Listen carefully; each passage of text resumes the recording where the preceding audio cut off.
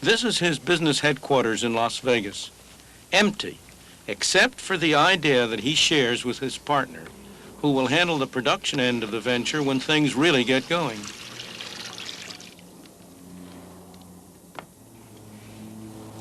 Well, the idea is that if you have an oil spill in the ocean or in the river, you want to try and get it under control.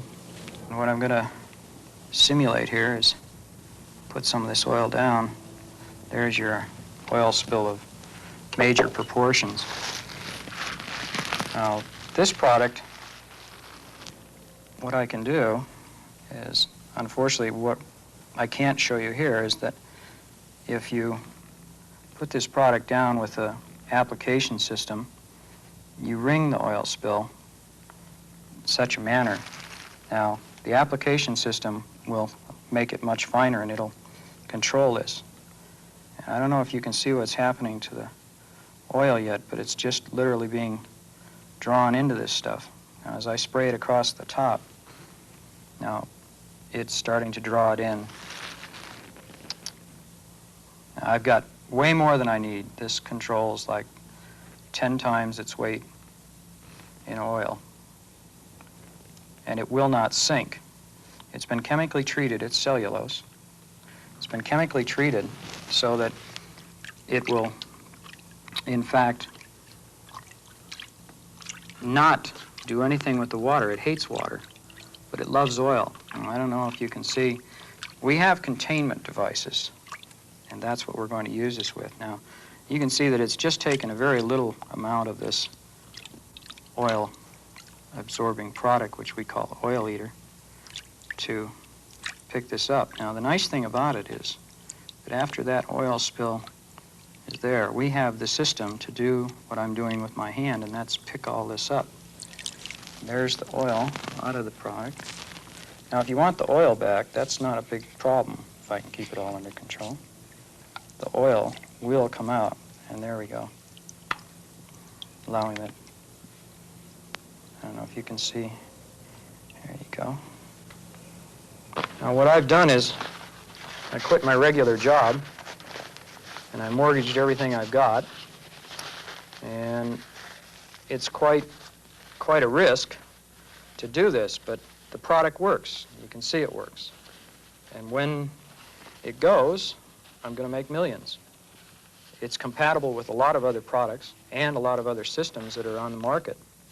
So the money factor is the main thing.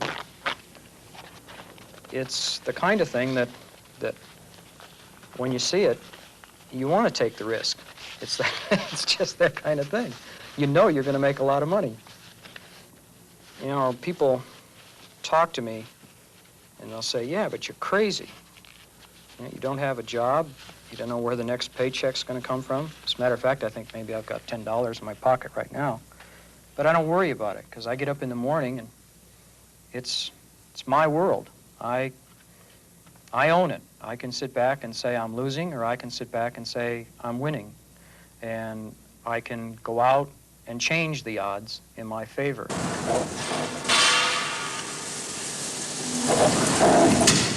People who are free make their own choices. These two men do a dangerous, noisy, filthy job. They don't do it because they like it. They do it because it's well paid. That's their choice.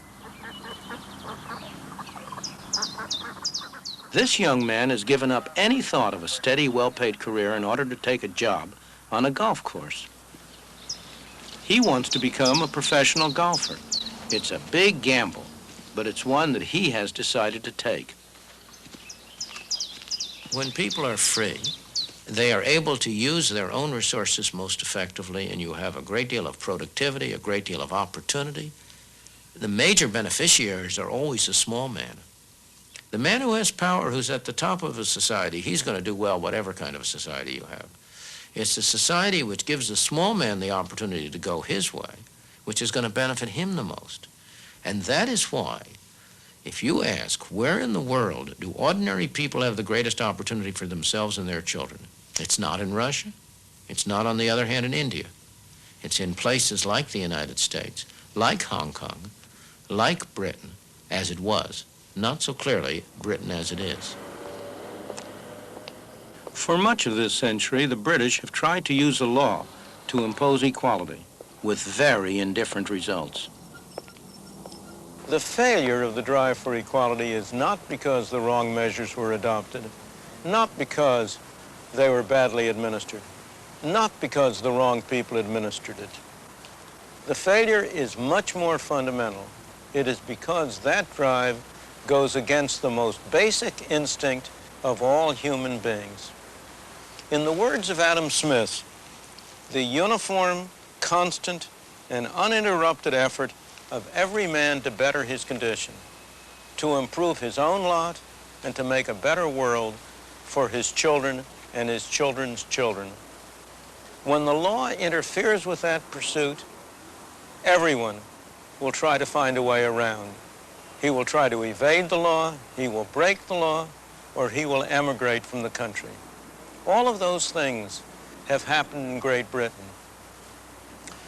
There is no moral code that justifies laws fixing prices or fixing wages or preventing a man from earning a living unless he joins a union and submits himself to the discipline of the union, or forcing you to buy more expensive goods at home when cheaper goods are available from abroad.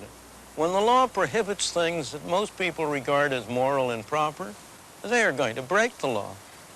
Only fear of punishment, not a sense of justice, will cause them to obey the law.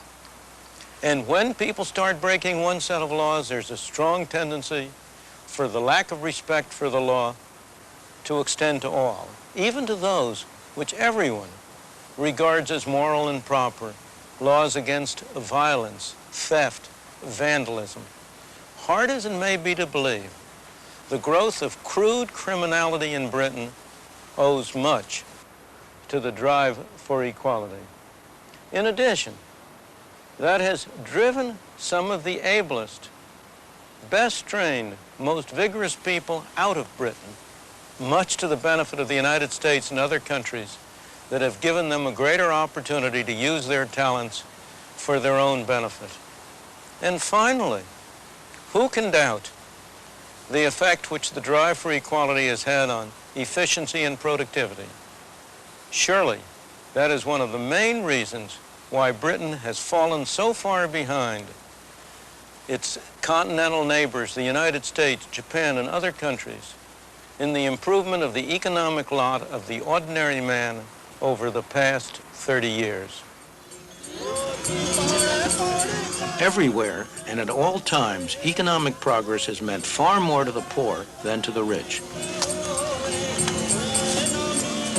Wherever progress has been achieved, it has relieved the poor from back-breaking toil.